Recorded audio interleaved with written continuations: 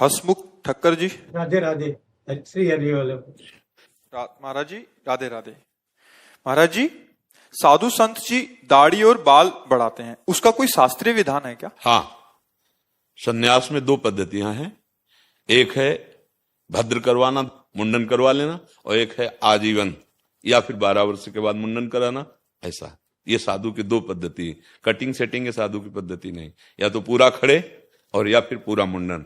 ऐसा नहीं कि दाढ़ी मुंडन, आज ही सत्संग में कहा है दाढ़ी मुंडन, ये सब सेटिंग बेटिंग के साथ। वो गृहस्थी में ठीक है, मतलब जो जैसे अन्य भागवत उपदेश आदि उसमें ठीक है, लेकिन जो विरक्त होंगे उनकी दो ही पद्धति है। महाराज जी, क्या गृहस्थ को भी ऐसा करना चाहिए या कर सकते हैं? नहीं, गृहस्थ नहीं रखा सकता है, वो दम्भ हो जाएगा, पाखंड हो जाएगा, नाटक हो जाएगा।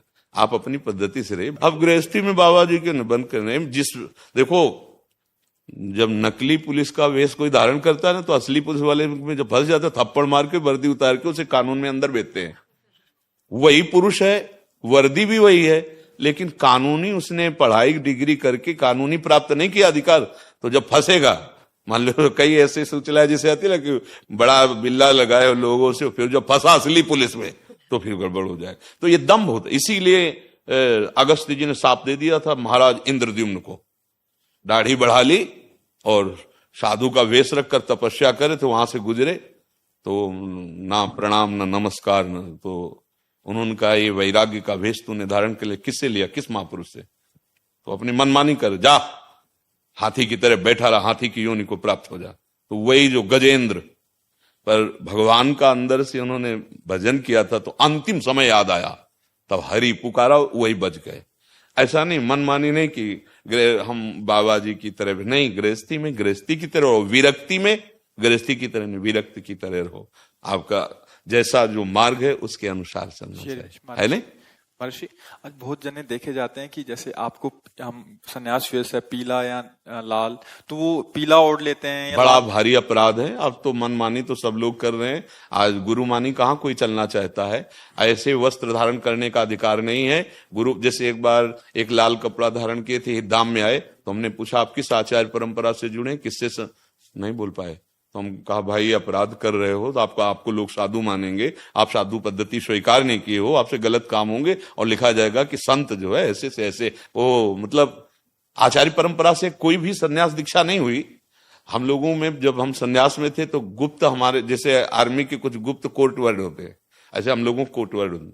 आपका प्रेम पट क्या है, आपका योग पट क्या है, और नकली बोल ही नहीं पाएगा।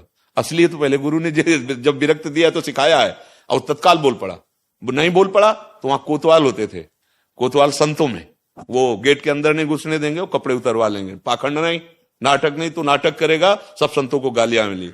अब धीरे धीरे ऐसा समय नहीं आ रहा, सब स्वतंत्र हैं। गृहस्थी में आप दिन में 3 बार बदलो, कोई परेशानी नहीं, लेकिन वैराग्य में जो गुरु ने वेश दिया है आजीवन वैसे, बस जितना है उतने पे। अगर जटा रखाए है तो जटा रखाए, जो श्री जी की सेवा में मुंडन कराए, क्योंकि कहीं बाल श्री जी के भोग में न चला जाए, श्री जी की सेवा। तो 2 पद्धतियां हैं, तो दोनों पद्धतियों से साधक चल रहे।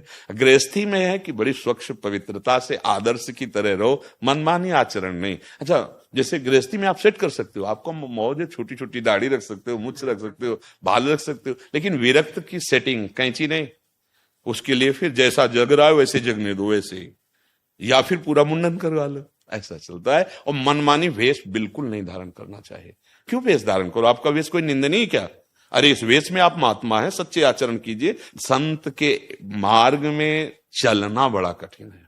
संत का वेश धारण कर लेने मात्र से भगवान की प्राप्ति नहीं होती। संत मार्ग है, उस मार्ग में तो 2 मार्ग हमारे हैं।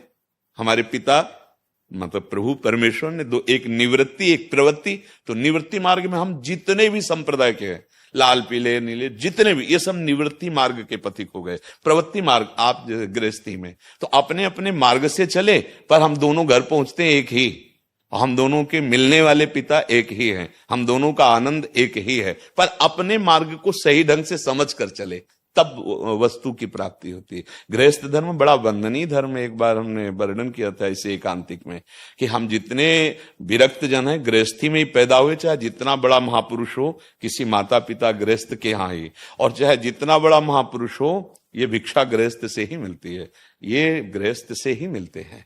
तो हम गृहस्थ धर्म, हम विरक्तों का पोषण करते हुए अपने बच्चे की तरह, और स्वयं नाम जप करता है, धर्म से चलता है, हमें लगता है मूल है, सबका मूल गृहस्थ धर्म है, वहीं से सबका प्रादुर्भाव हो रहा है। नैष्ठिक ब्रह्मचर्य, गृहस्थ, वानप्रस्थ, सन्यास। तो ये भाव कभी ना आए कि हम गृहस्थी में भगवान को प्राप्त नहीं कर सकते। आपका वेश परम पावन है, आप अपनी मर्यादा से चलिए। अच्छा, व्यसन करना, व्यभिचार करना जो पापाचरण है, वो इसमें भी किए जा सकते हैं, इसमें भी किए जा सकते हैं, और दोनों दंड नहीं होंगे। भगवत प्राप्ति इसमें भी की जा सकती, इसमें भी की जा सकती है, और दोनों बंद नहीं है। आप ग्रंथ उठाकर देखो, एक से एक महापुरुष गृहस्थी में हुए हैं। तो बात है आचरणों को सुधार कर सत चिंतन की, सत कर्तव्य कर्म की। अब वो कोई भी करे।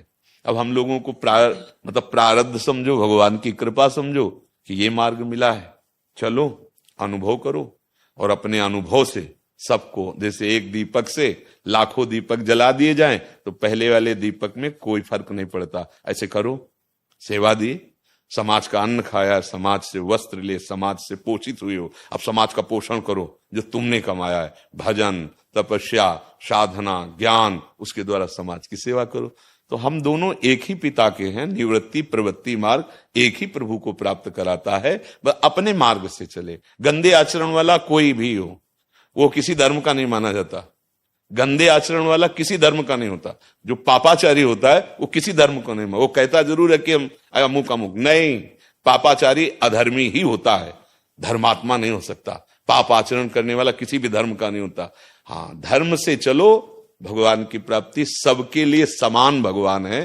पुरुष नपुंसक नारीवा जीव चराचर कोय, सर्व भाव भज कपट तज मोहि परम प्रिय सोए। भगवान कह रहे मुझे परम प्रिय है।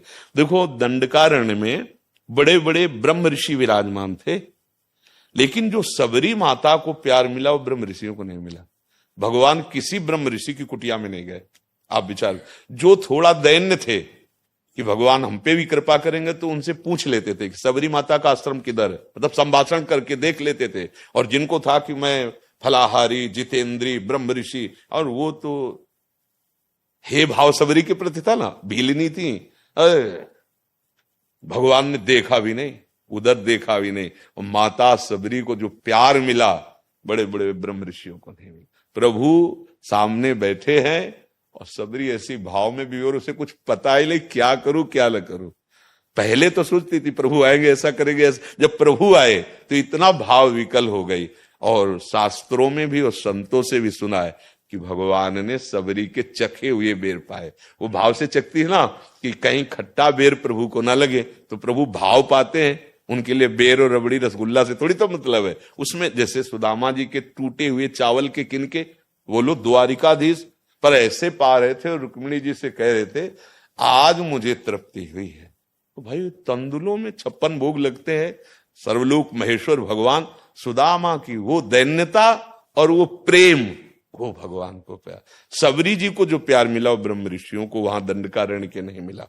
क्यों? दैन्यता, मैं नीच अधम। भगवान से कह भी रही, अधम ते अधम, अधम अति नारी, तिनमा मैं मतिमंद अघारी। प्रभु, मैं तो मतिमंद और पाप से युक्त अधम, ये भगवान को बहुत प्यारा लगता है। हनुमान जी महाराज इतने बड़े महापुरुष है, भगवान ही है, पर वो विभीषण जी को थोड़ी कह रहे मैं ज्ञानियों में अग्रगण्य, बलों में बल, ऐसा नहीं बोल रहे।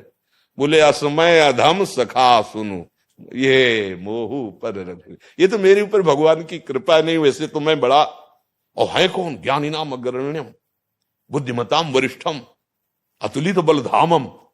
ये है हमारे प्रभु की पसंद।